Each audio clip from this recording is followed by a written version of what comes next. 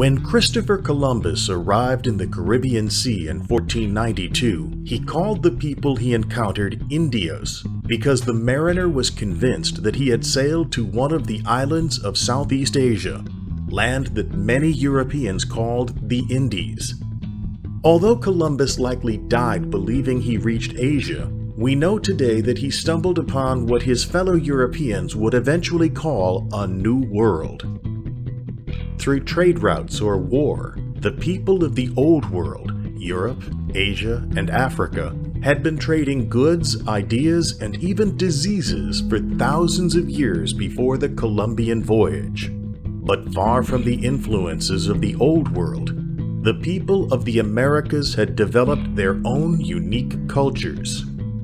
The oldest agreed-upon evidence of advanced civilization in the Americas comes from 13,500-year-old spear points found near Clovis, New Mexico. By 10,000 years ago, long before civilizations in Mesopotamia, Egypt, and China flourished, humans occupied every section of North and South America, from modern Alaska to the Caribbean islands and the southern tip of South America.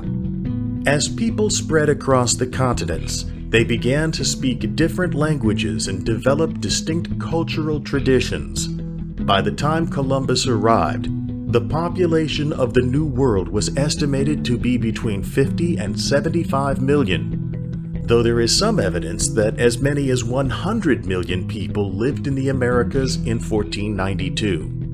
The indigenous people of the New World included about 350 major ethnic groups who spoke over 160 distinct languages.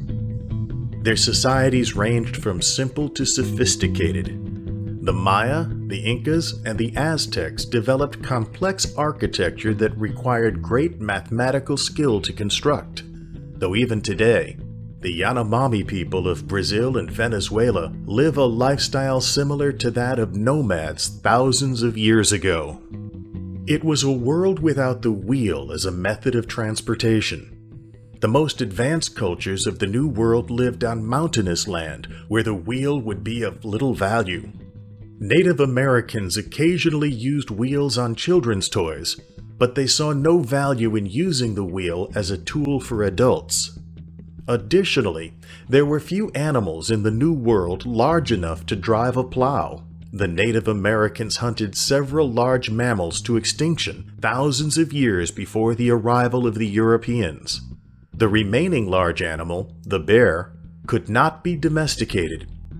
The people who lived high in the Andes often used llamas to carry goods, but llamas are unpredictable and generally not strong enough to support the weight of an adult man.